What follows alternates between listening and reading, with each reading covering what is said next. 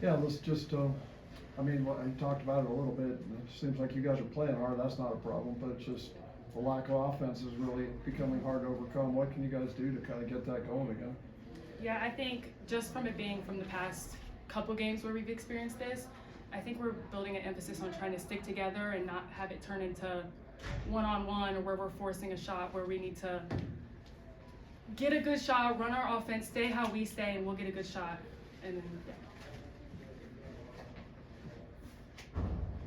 And playing that team, obviously, you got part of the assignment of dealing with Carlson, keeping her off from driving. That she seems to make them go, what does she do that's so hard to stop? I mean, she's really fast. She's a transition point guard who wants to push the pace, get them moving. So her being that like head of the snake attacking us gets everybody else open because we have to come in, help build a wall in transition just to stop her and number 3 who want to attack in transition. So it gets them going, and I think it gets them like easier shots and everything. So yeah, we need to do better at stopping her and then getting out to the shooters and everything. So what was the defensive game plan going into today's game? Yeah, it was heavy pressure them when they were on the ball, and then active in the gaps. I think where we struggled with being active in the gaps is we were helping over too much, and we do the thing called like spear versus stunt and go. So I think we try to make adjustments of like just stunning and going instead of spearing and leaving a shooter where it's 2-on-1.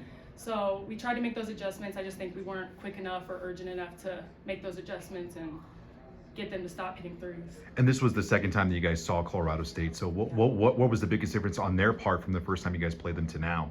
Yeah, I think they definitely hit their shots a lot more in this game. So we were prepared for them to shoot it. We had certain players like on the scout as shooters, but a lot of the players who maybe were drive first, they did hit some threes today that were a little brutal for us because we weren't expecting it. So I think, yeah, they were just hitting shots, and our transition defense wasn't as good, and we weren't making those adjustments and stunting in the gaps and how active we are.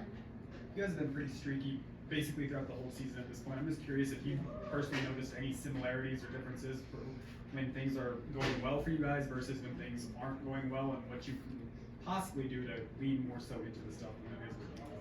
Yeah, I think for sure one thing I've noticed when we do go through these slumps is we stop moving the ball and trying to do our offense. We get very selfish and try to force it a lot or get stuck in like bad situations instead of moving the ball and getting it out. So I think that's one huge adjustment that even coach has made an emphasis on, and everybody's trying to work through of just keep playing our game. We'll hit shots eventually. Like we have to do good on defense to like get a good shot on offense.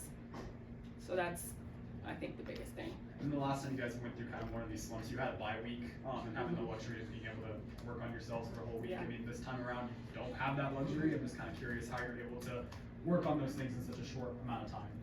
Yeah, I think with that last time when we had the bye week, it was a lot of the players coming together and trying to get change and stuff. So I think without having that break, we need to make it quicker. We need to come in focused tomorrow, ready for GCU, and to do the game plan, have effort, energy, like do the things we can control. And coach will be happy with the results, and we'll be happy with the results if we have effort. Anybody else have anything? Just one more. Thank you. So after every single home game, you guys are there greeting the fans and interacting with them a little bit more. Obviously with today's outcome, I saw a couple Lobo players that were in tears. And what, as one of the leaders on the team, what do the next 48 hours look like as far as getting your team to kind of just rally and to turn the next page, so to speak?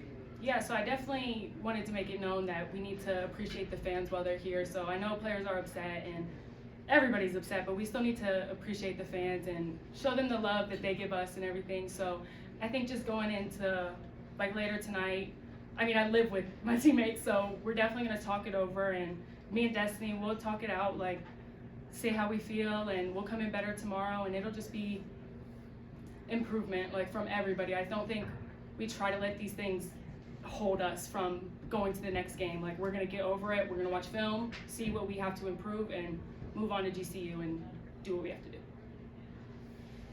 All right, you're good. Thank you. you. Thank you, Alyssa. Thank you.